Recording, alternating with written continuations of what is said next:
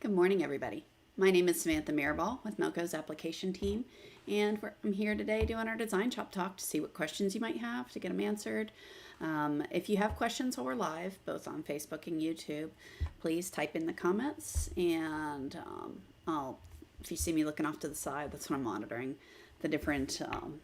I have a second monitor set up with the different feeds on it. So let me double check and make sure both platforms are actually working.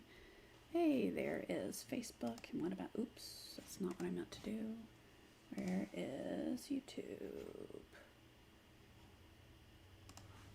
There it is. All right, so we're both working. Great. Good morning, Kiyomi.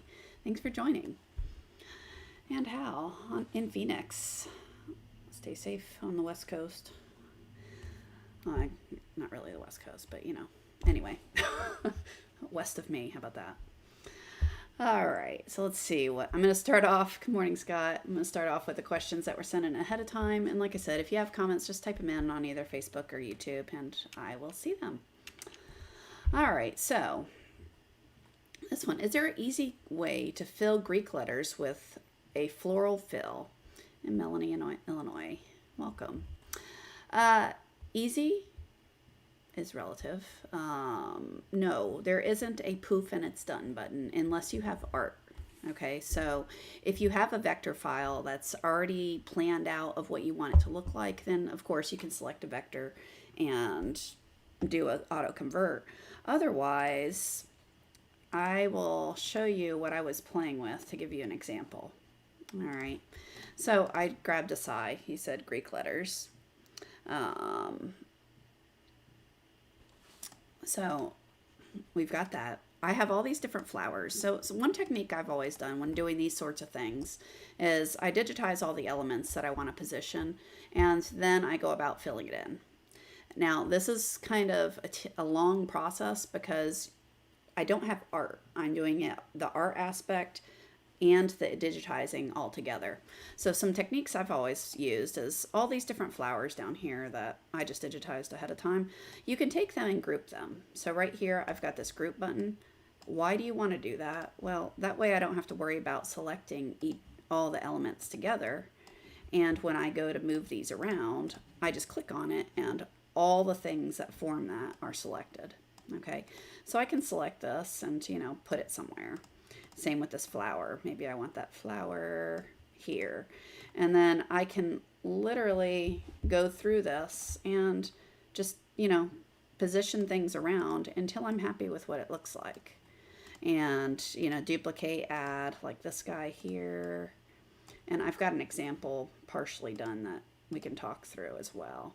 So let's say I want this guy to be this part of the side, and let's rotate it around. And you'll see is it hard? Not particularly. You digitized all the different elements you want, and then it's just a matter of positioning them all. Now, the downside to this is when you're doing it in this manner, working top down, okay, so what do you end up with? Well, I'm not paying any attention to the sewing aspect of it at this point. All I'm doing is throwing flowers up there and going, does that look pretty? No. Let's change the colors. Let's move it around. And what do I have so far? I'm not even done. And I've got 101 color changes. All right, that's far from ideal given I've only got 5 colors, actual spools of thread in here. Okay.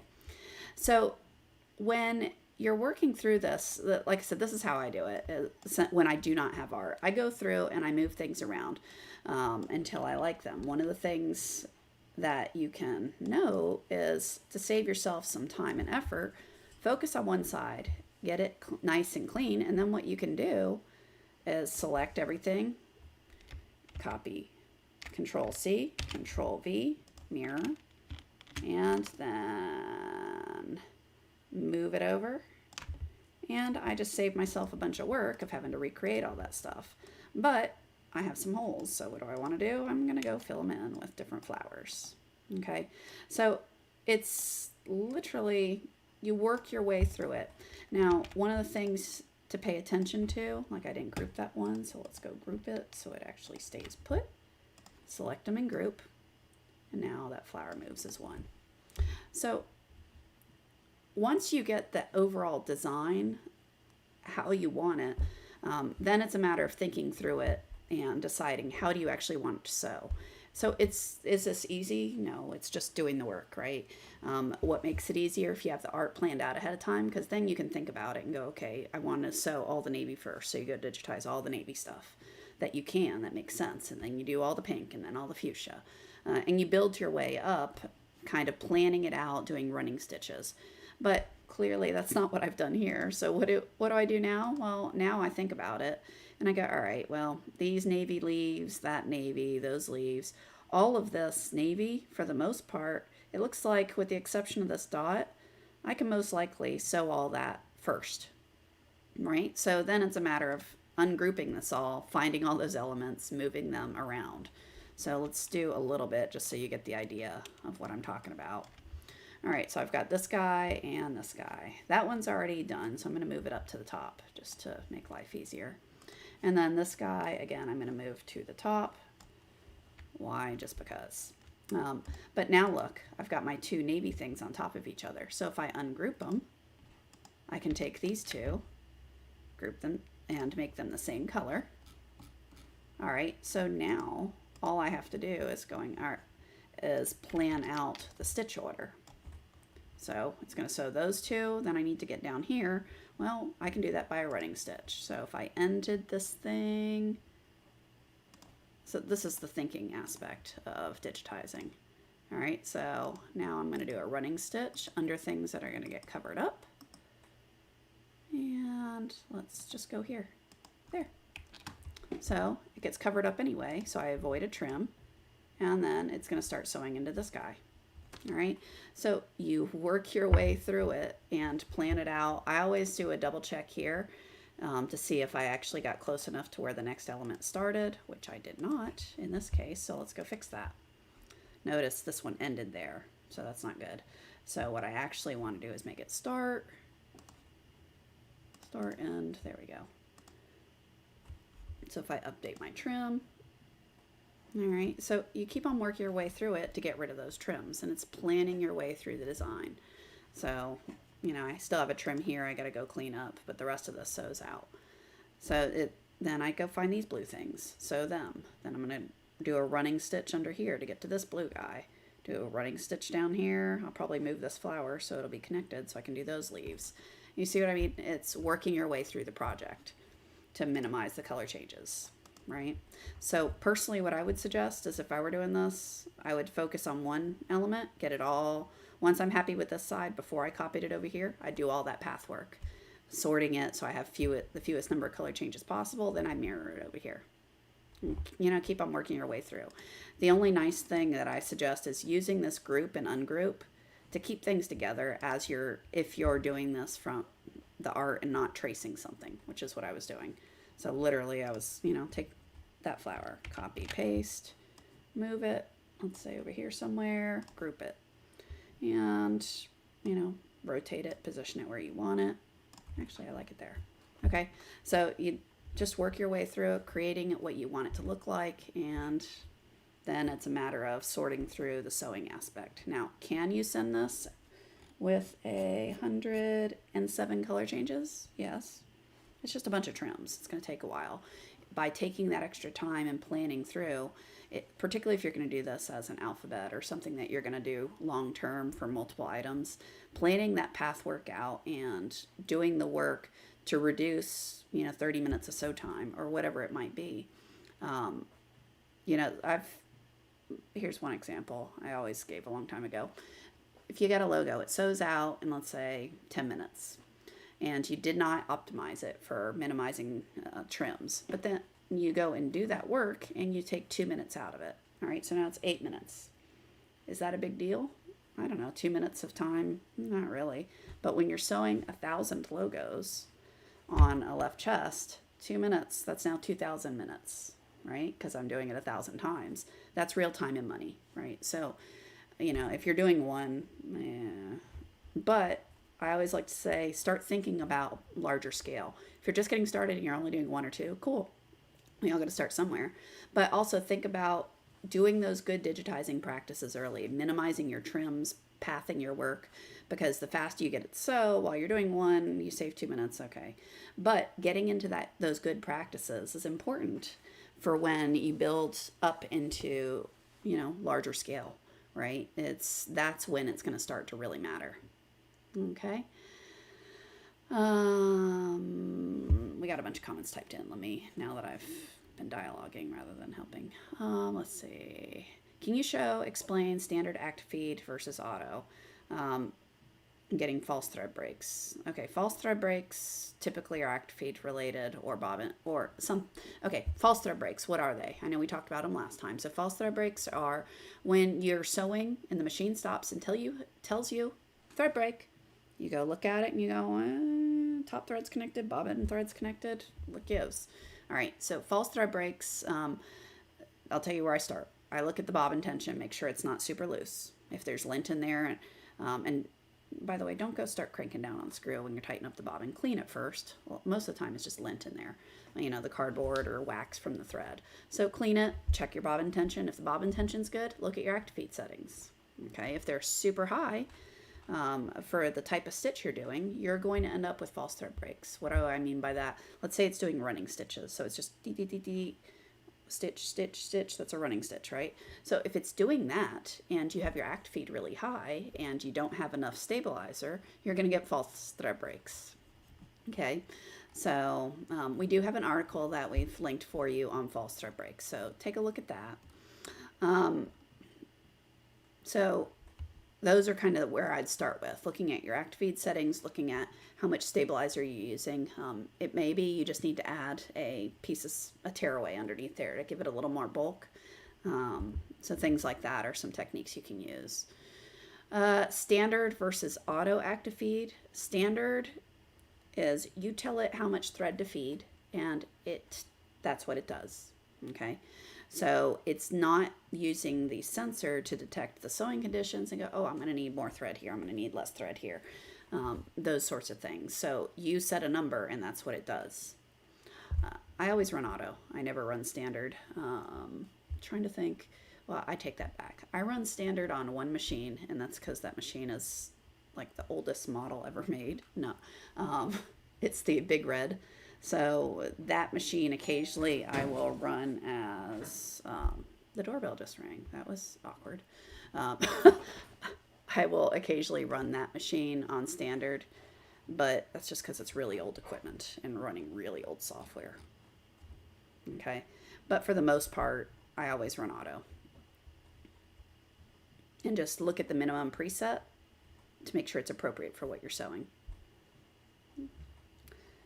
What should I set act feed for polos? That's a loaded question. What software are you running? Which machine?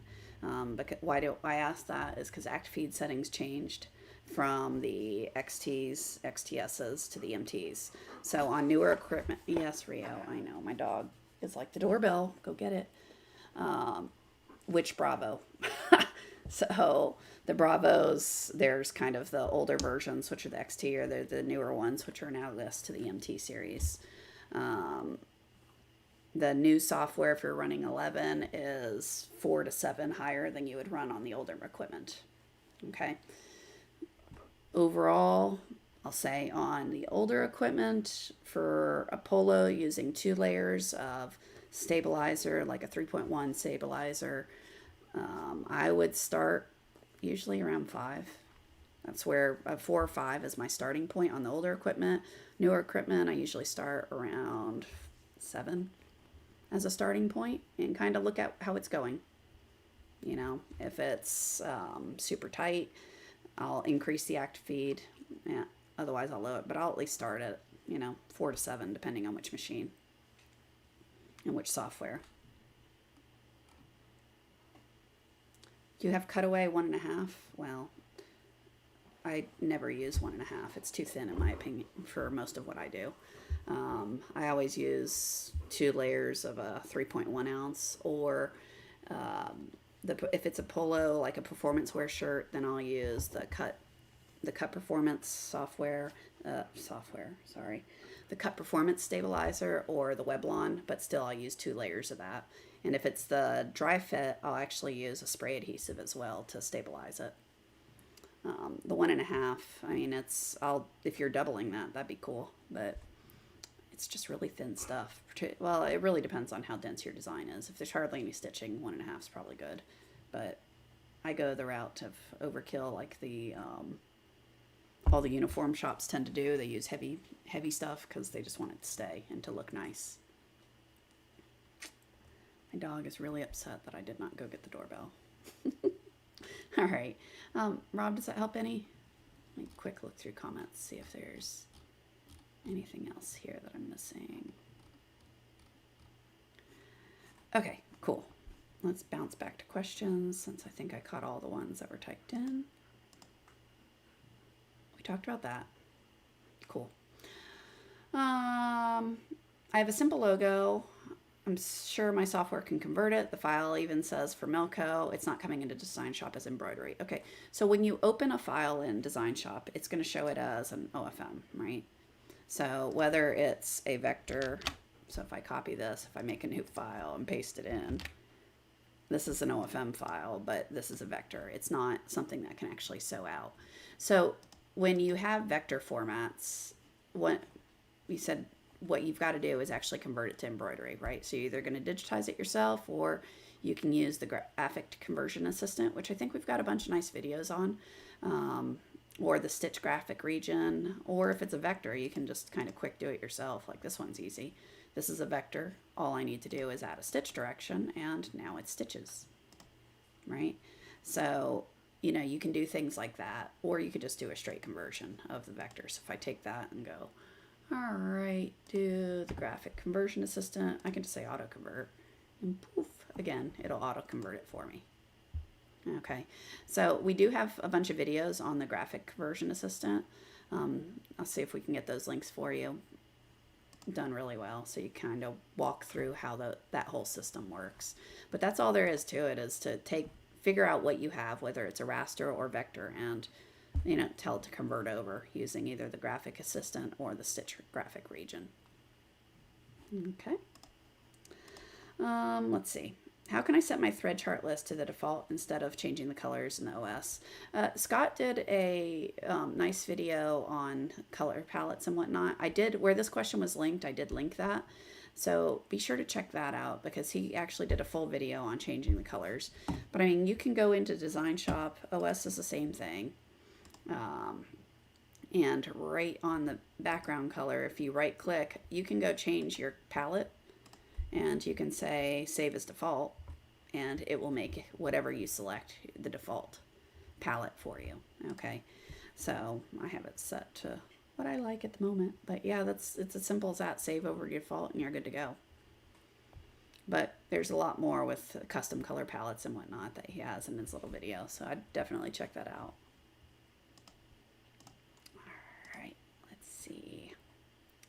Talked about that one. How do you do letters with an accent? All right, so you're going to do letters like that. First off, oops, that's not helpful, is it?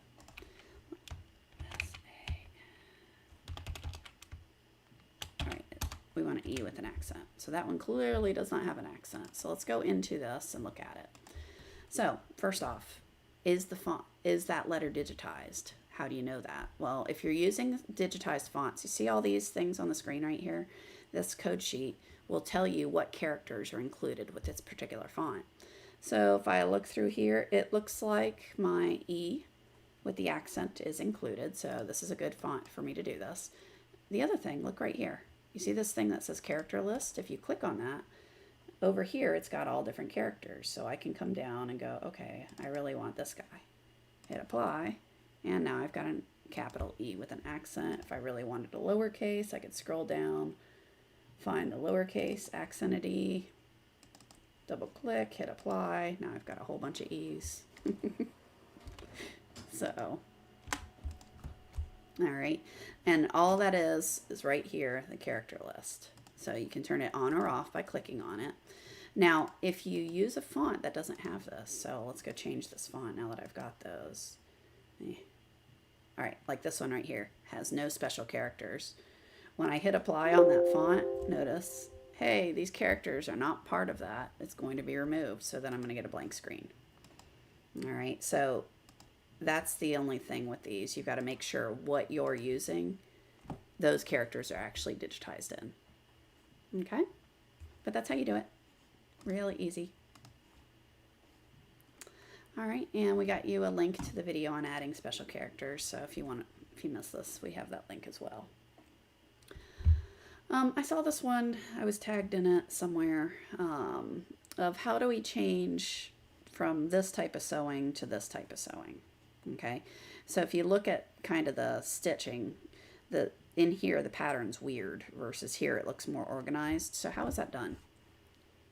All right, so where's my R?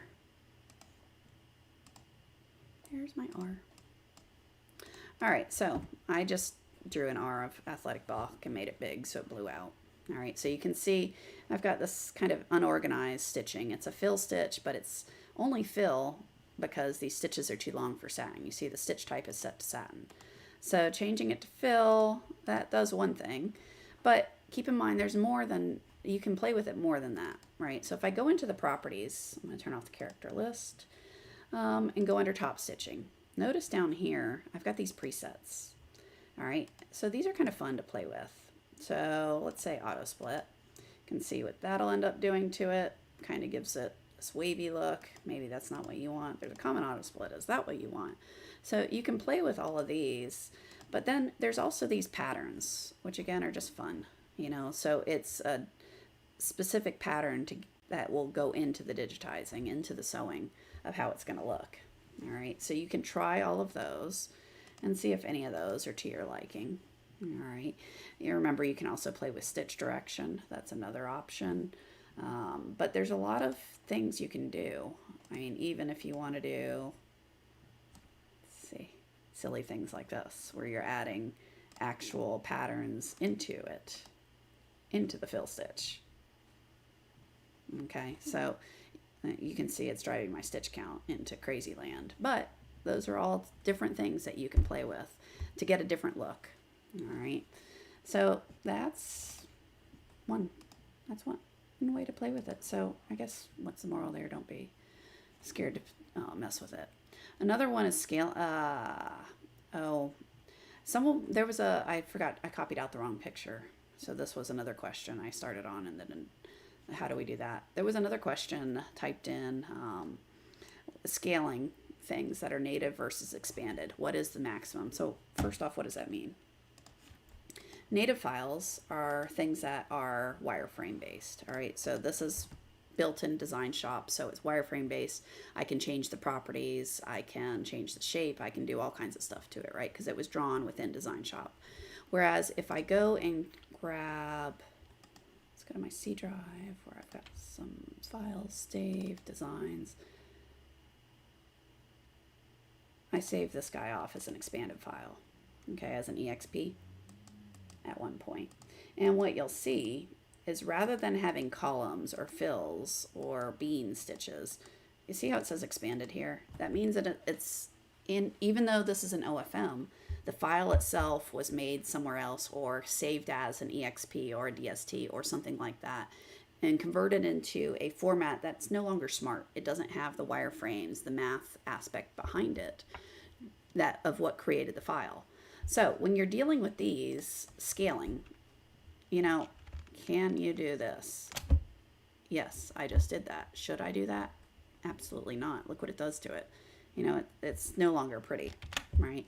So when you're scaling expanded things like this, I tend to do it by clicking on this W or H down here and then doing it by a percentage. Personally, I like no more than plus or minus 10%. So 10% bigger, 10% smaller. You know, remember, anytime you're messing with expanded files, you're changing whoever digitized it, how they intended it to sew. All right, so that means all bets are off on how it's going to sew. So the more drastic the changes, the more likely you're going to have issues. All right, so plus or minus 10% is my personal happy spot. I know I've talked to other folks who say 20 or 30% is fine. It's, if you can get away with 30% and it still sews great, awesome, do it. But there's going to be some trial and error there. Okay, now when you're working with native files. Oh, actually, why don't I go open the same file? So this guy. So if you look here, rather than saying expanded, notice it's digitized. Within DesignShop, it says column, walk. It doesn't say expanded. So now I can do what I want. If I scale it, it's math-based. It's going to recalculate the stitches. It's going to keep the wireframe and scale everything around and recalculate what goes where. Okay. So yes, I can scale by dragging. I can scale by percentage, by number, whatever you want. Okay. All right, let's see. So this one is another interesting one. So is there an easy way to convert vector elements to just a bean stitch? When also, is it possible to change text like the artist's script to just a bean stitch, not outlines of letters? All right, so yes and no. All right, so let's go look at it. So my R file, I started doing a whole bunch of different options. Okay. So first off, this is just lettering in the Artemis script, just my name, that's it. All right. So how can you deal with this? Well, you can take this thing and convert to vector, operations, convert to vector. All right. That's where I got this guy down here. All right. Notice, see all these joints right here? Each letter is individual. So it's often better when you're dealing with stuff like this to select everything and then come up here and do this combine elements. So notice all those, this is now one element. All right. Now I can then take this guy and using the graphic conversion assistant, if I go step through right here, find and use center line for a walk bean. All right. So that will use the center line for it. Oh, it did everything that way. I didn't want to do that. Notice that's not the best look. At least I don't think it is. Okay, I'm going to undo that. Maybe. No, I'm not. I'm going to close it and reopen it. How about that? Wrong file. Sorry. One moment. Please hold. All right. So, yes, you can do that conversion, but you'll notice it's kind of messy, right? So why don't I turn off the vector so you can see it again? So yeah, you can convert it, but if that were me, I would be cleaning that up because that's not a pretty look. The better way to deal with it is what I started doing down here, which is just digitizing it, right? And it doesn't take that long. So if I just start where I ended here, just to show you. So I ended my M right here just to do Sam. So if I start it again, I can come up here and just kind of trace through. And I'm eyeballing it super fast and not really ideal, but gives you the idea. So this would be the cleaner way to do it. Okay. Now the other way is what you don't want, which is to do an outline of the text and not the center line. So if you do an outline, that's really easy. So I'll show you that one after I finish my N, and then I'll stop again. All right. The other thing is I just did that as a normal. I want that as a bean. There we go. Okay. So another option you have, which is what you specifically said you don't want to do, but I'll show it just for others who might be interested in it. If you select whatever it is you want, hold the shift key down for adding and click on that. Notice I'm just going to drag it off so you can see it. Now I've got that. Now if I did that with my vector, I wouldn't have all these joints because remember that's when I joined them all together. So then I would just have an outline of my vector. So if I delete that guy, let's go turn on my vectors, grab the one that I merged already. Again, shift, click on the bean, and I'm going to drag it up here just so you can see it. Now I've got an outline and a bean stitch. Okay, so while you can have it auto take that vector and get a center line, it's not going to be your best look. You're going to have a better look by just drawing it out. Okay. There was a question that I missed. Does text have gradient options for fill? typically that's done by converting to, I think I've done videos on that recently, probably 2 or 3 talks ago, maybe. I'd have to go look, but typically that's done by taking the text, getting it all mostly ready, and then converting into wireframe and doing the work. Let's see. Let's try it. So,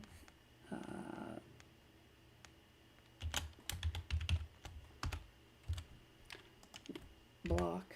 I'm going to do the block too because it's a boulder. Make it big.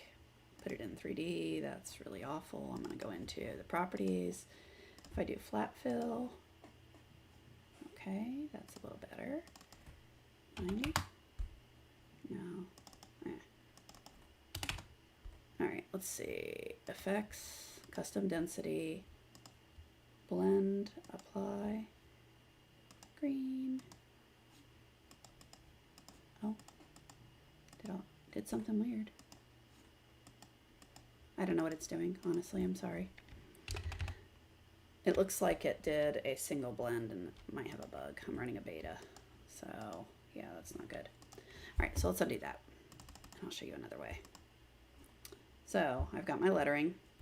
If I take this now and convert to wireframe, operations, convert to wireframe, I can take each letter individually, go into the effects, turn on the density, and why don't I copy paste? Ooh, that was exciting. Paste. No. Apparently it didn't copy. Thought I was trying to paste. Take 3. Operations, convert to wireframe.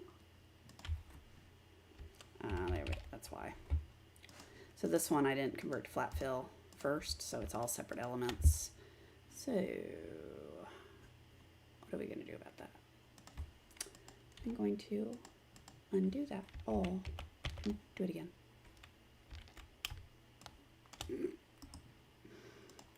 Properties, flat fill, apply, convert to vector or convert to wireframe.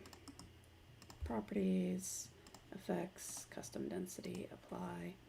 So what do you see here? All right, so this one, it's got a lower density here, it's thicker here, right? So if I turn off the underlay, it'll be even more visible. All right, so when you put this over things, if I take this and copy and paste it and make the first one just a normal, what you'll notice, I'm going to turn off that blend. Now I can have a blended font, right? So I've got the one color and then it shows the other one over top of it.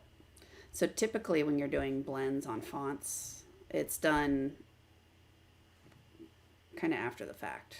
It's how I've always done it anyway. It's done each letter, done the split it. If it's going to be a 3-color blend, I usually cut it right in half. Let's say it's red to yellow. I do a red up top, yellow on the bottom, and across the middle, I would do a blend of orange. So to blend it, rather than doing linear like I showed you here, I would do convex and reverse. That way it's dense orange in the middle, less on the outer sides, and that way it'll blend the colors through and cover up that seam where I split it in the middle. Okay, so that was more exciting than I wanted to show you, but yeah, that's essentially how it's done. So like I said, for this one, if I were going to take it and actually split it, let's say across those points, and a split element. All right, so now I can make bottom half yellow, top half red, middle part orange. Oops, that's not the middle part. That's the middle part. We'll make that one orange. And then I usually wouldn't have it go all the way up either. I'd probably cut it down somewhere here or feather it out more. But when it sews out, you can get that blend through there and it'll cover up the seam. Okay. It also helps if all stitch directions are in the direction that you actually cut it in. There, that would do better. Yes, that'll sew way better. Georgia, you can't hear me? my gain is super high. So I would check your speakers maybe, because I haven't seen any other comments on the volume. Looking at my screen, it's super high. I guess I can turn it up a little on the mic. All right. Let's see, what other questions do we have? Okay. We talked about that. We got you a link to color blending, which will be better than the mess I just did here. Yeah, Katiana says the audio's good. So yeah, I would check your I would check your speakers. Okay, so those were the questions I had ahead of time. Anything else? I'm gonna quick scroll through the comments because sometimes I miss them. Let's see, anything else? I got those. We talked about that. Talked about those. And audio. Excellent. All right, so those were all the questions I had. Anything else? I'll waste a little bit of time before I go see who rang my doorbell. Let's see. There are no guidelines. Need to use a vector line instead. For what?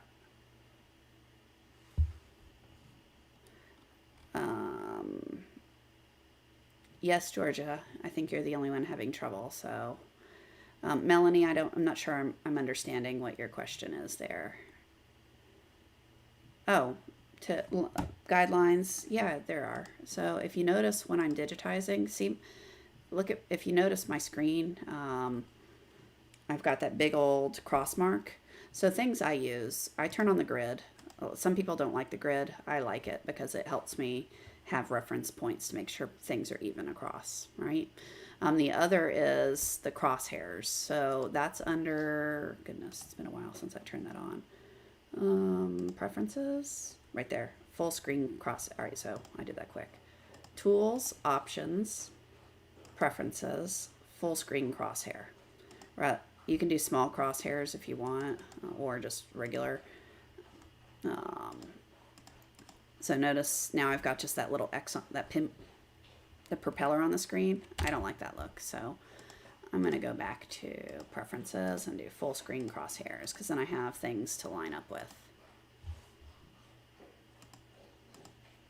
So yeah, all you need to do is tools, options, preferences, and then pick which one you want. So now you'll see my full screen X is there. So if I want to line up with this triangle, then I would have that line to say, okay, now I'm on the same line. I can hit Shift Enter to close it, and it will leave me a nice horizontal line. Okay. Where can I purchase backing at a local store? Joann's. They usually have Pellon, I think is the name. It's on bolts, and they also usually have small rolls of stabilizer. So the bolts are the ones that are usually most useful for commercial embroiderers, because we've got large hoops, and the little bitty rolls are usually expensive and too small. But yeah, Joann's usually has some. It's usually expensive stuff. I don't ever buy it there. I only do it when I'm in a pinch, which hasn't been a long time because I'm really tied to the stabilizers I like to buy. All right. What other questions do you guys have?